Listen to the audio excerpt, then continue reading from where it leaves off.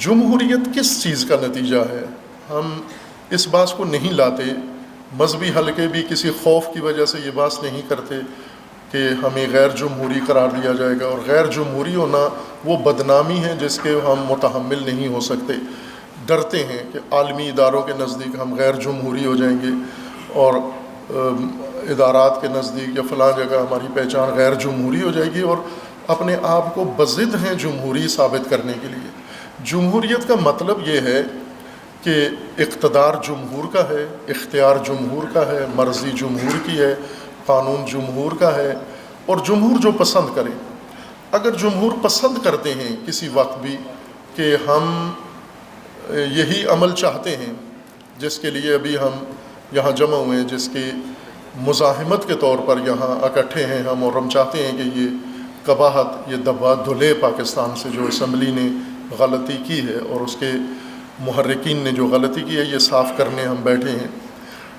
خوب یہ کس بنیاد پر انہوں نے، ان کا مبنا کیا ہے؟ ہم تو قرآن کریم کو اپنی بنیاد بنائے ہوئے ہیں، ہم تو رسول اللہ صلی اللہ علیہ وآلہ وسلم کے فرامین کو اپنی بنیاد بناتے ہیں، یا ہم انسانی فطرت اور انسانی عقل کو اپنی سوچ کی بنیاد قرار دیتے ہیں؟ وہ کس بنیاد پر اس پر مصر ہیں کہ یہ کام ہونا چاہیے؟ یہ ٹرانسجنڈر، یہ جو ایکٹ انہوں نے دیا ہے، ہم جنس بازی اور ہم جنس گرائی کی طرف انہوں نے جو اس قوم کو ڈالنے کی کوشش کی ہے، کس بنیاد پر؟ ان کی بنیاد کیا ہے؟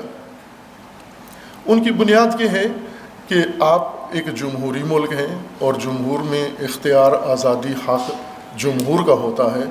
حکومت کا حق بھی جمہور کو حاصل ہے، قانون کا حق بھی جمہور کو حاصل ہے۔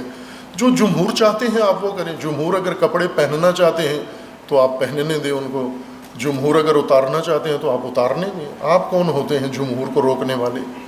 جب آپ اپنی لگام، اپنی زمام جمہور کے ہاتھ میں دے دیتے ہیں، یا میں علماء سے عرض کروں کہ جب آپ اپنی ریش جمہور کے مٹھی میں دو گے تو پھر جدھر جمہور چاہیں گے آپ کو جانا ہوگا وہاں پر۔ اور جمہور نہیں چاہتے کہ وہ آپ کے دینی حدود کی پابندی کریں، یا آپ کے قوانین کی پابندی کریں، یا آپ کی تہذیب کی پابندی کریں۔ جمہور اس کو پسند نہیں کرتے۔ تو آپ کس مبنا کے مطابق پھر جمہوریت کے اندر رہ کر یہ روک سکتے ہیں کہ جمہور جو چاہتے ہیں وہ نہیں ہونا چاہیے؟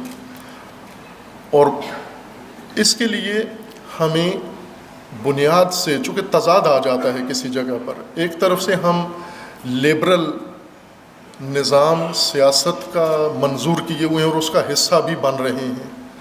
بہت ساری مذہبی قیادت ہماری لیبرل نظام کا حصہ ہے، سیکولر نظام کا حصہ ہے، اور سیکولر نظام کی تمام اس اکائیوں کو قبول کرتے ہیں، انہوں نے اس کو تسلیم کیا ہوا ہے۔ اور دوسری طرف سے جب اس کے اندر سے ایسی چیزیں نکلتی ہیں وہ ناگوار لگتی ہیں ہمیں، تو لیبرل نظام سے ایسی ہی چیزیں نکلیں گی اندر سے، تو ہم یعنی نتیجہ یہ ہوگا کہ ہم مذہبی طاقتیں، مذہبی قوتیں، مذہبی طبقات جو پاکستان کی اکثریت ہے، اگر میں کہوں 90% پاکستانی مذہبی طبقات ہیں، مذہبی دنیا ہے، تو یہ مبالغہ نہیں ہے۔ مختلف مذاہب اور مختلف مسالک سے تعلق رکھتے ہیں، لیکن ان کے ہاتھ میں زمام نہیں ہے۔ یہ مذہبی ہیں لیکن مذہب کی سیاست نہیں ہے، مذہب کی حکومت نہیں ہے، مذہب کا آئین نہیں ہے، مذہب کا قانون نہیں ہے، اور مذہب بنیاد نہیں ہے ہماری سماج اور تہذیب کی۔ مذہب کو سیکولرزم کی طرح ہم نے زندگی کے حاشیے میں رکھا ہوا ہے، ایک نجی پریکٹس کے طور پر رکھا ہوا ہے، اور اس کو معاشرت کا اصول نہیں بنایا ہم نے، سیاست کی بنیاد نہیں بنایا ہم نے، تعلیم کی بنیاد نہیں بنایا ہم نے۔ تو جب آپ نے مذہب کو سیاست سے نکال دیا، ریاست سے نکال دیا، معاش سے نکال دیا، معاشرت سے نکال دیا، تعلیم سے نکال دیا، عدلیہ سے نکال کے اس کو باہر ایک مقدس چیز کے طور پر رکھ دیا ہے، تو وہ مذہب صرف ریئیکشنری رہ جاتا ہے۔ اس مذہب کے ہاتھ میں انسان کی زندگی کی زمام نہیں ہے، بنیاد نہیں ہے، چونکہ بنیاد آپ نے دوسرے ازم کو سونپ دی ہے، اور ہم مذہبی طبقہ اس پہ راضی ہیں۔ یعنی ہم مذہب کو حاشیے میں لے کر، میں مذہب کو مسجد میں لے کے خوش ہوں میں کہ مسجد میں تو میں جو کرنا چاہتا ہوں مجھے اجازت ہے، لیکن دوسری طرف سے جب ریاست کے اندر اس قسم کے اقدامات ہوتے ہیں وہاں مجھے اعتراض ہوتا ہے۔ تو اعتراض کا مطلب یہ ہے کہ ریاست نے جو کچھ کیا ہے وہ ٹھیک نہیں کیا، یہ بل بنا کر یا اس طرح کا ایکٹ منظور کر کے نہیں کیا۔ خوب جب نہیں کیا تو وہاں پر مجھے بیٹھا ہونا چاہیے تھا، فیصلہ ساز ادارے کے اندر ہونا چاہیے تھا مذہبی قیادت کو، تاکہ اس طرح کے امور نہ ہوں۔ اور ظاہر ہے کہ جمہور کے مدد سے دین کو اقتدار تک نہیں پہنچایا جا سکتا۔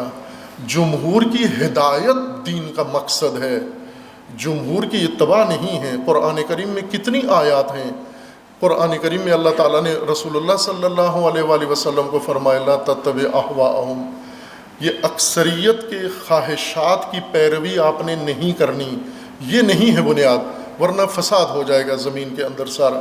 اسی مبنا پر ڈاکٹر صاحب مرحوم وہ یہ فرماتے تھے کہ ہم اس نظام کو بدلیں اور دینی بنیاد اور مذہبی بنیاد نظام کی بنائیں۔